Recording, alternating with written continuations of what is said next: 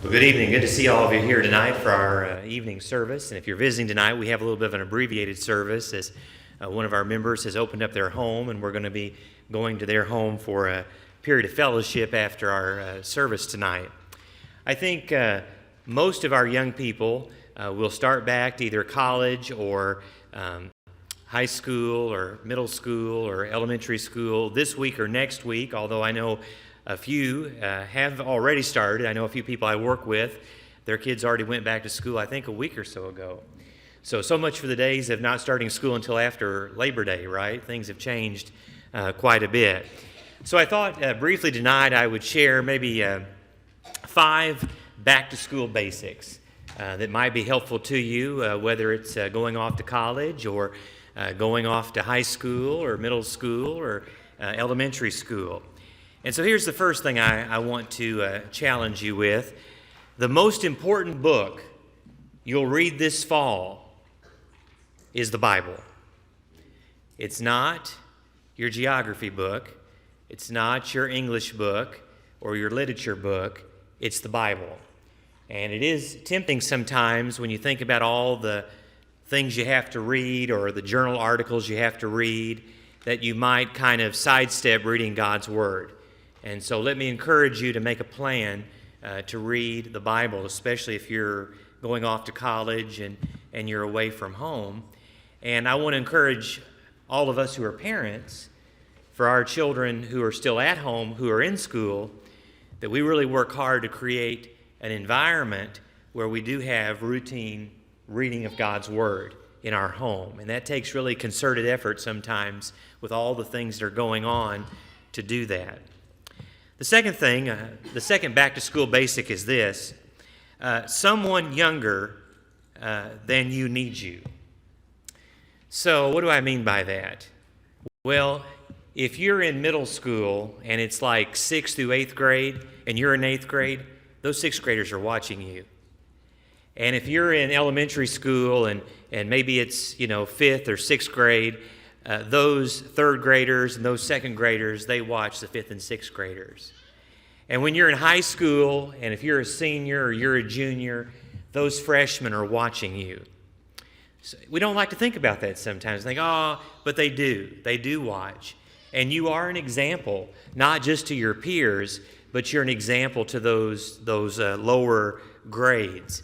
I think of Titus and Timothy, who were young preachers, and Paul, formally mentored them. And it may not even be a formal thing by any means. It may be somebody you don't even know, but because you're a senior, or you're a 6th grader, or you're an 8th grader, you're looked up to. And so that should impact your language. That should impact how you behave, how you act, as a lot of younger people are watching you. The third thing is this, a back-to-school basic. Comparison in the classroom can be the birthplace of pride. And this is hard, I think, sometimes. James 4:6, God is opposed to those who are proud, and pride will actually keep you out of heaven. It's one thing to best yourself. It's another thing to always try to make yourself better than, compare yourself to all those who you're in class with or who are your peers. Someone said this, and this is kind of a hard pill to swallow. Someone said this: it's honorable to want to change the world, but it's wicked to want to be known for it. Think about that for a minute, right? It's honorable to want to change the world, but it's wicked to want to be known for that. Romans 12:10 tells us to celebrate others, right? Not just celebrate ourselves. And remember this, whatever you're able to accomplish on the athletic field, whatever you're able to accomplish in the classroom, that's God working through you. That's God working through you. God has given you those talents and those abilities and those resources. And if we're able to excel, who's the glory go to? It goes to God, right? It doesn't go to us. The glory goes to God. Number 4, back to school basic. Thinking is the most critical thing you will ever do. Thinking is the most critical thing you'll ever do. When I teach at the college level, I often tell students You're here, I'm here to encourage you to be critical thinkers. So what that means, and I tell the students this, you won't always agree with me, and that's fine. I want to hear your opinion. And I want to hear what other students have to say. And we're here to collectively learn from each other. We're here to sharpen each other. This is a place to think out loud and to critically grow. And so school is not just about passing tests. School is a place where critical thinking skills are developed so that you can be a critical thinker both about secular work but also about spiritual growth, that you can truly be not just a rote thinker but a critical thinker.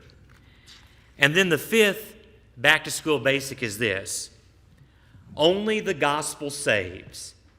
And that's true for even A students, right? Only the gospel saves. You know, a lot of times we put a lot of pressure on ourselves for a certain GPA, right?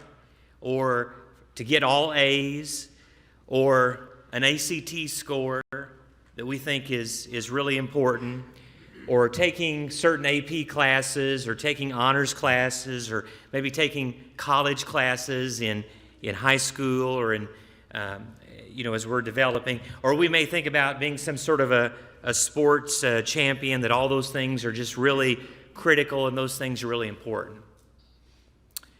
I can honestly tell you I don't remember what my high school GPA was.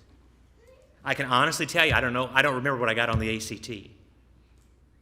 But I can tell you I was baptized December 1982. That's the most important thing.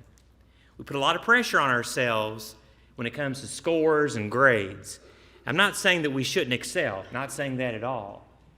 But at the end of the day, the most important thing is the gospel. It's the good news. And so all those things that seem so important right now, so critical right now, really a few years removed. It's been, I don't know how many years since I was in high school and college. I've forgotten all those things. They're really not important. What's most important is our relationship with God. We need Jesus this fall and every fall, and we need to have a relationship with Him. So 5 back-to-school basics. Tonight, if you are not a New Testament Christian, there's no better way to start the school year off, both as a parent for your child or as a child to be a child of God. If you are a Christian and maybe you need the prayers of the church as you're going off to school, or maybe as you're going into high school, or maybe going into junior high, and you want folks to, or maybe you're a teacher and you're going back to school and you need some prayers, right? If we can pray with you or for you in any way, won't you please come forward while together we stand and sing to encourage you.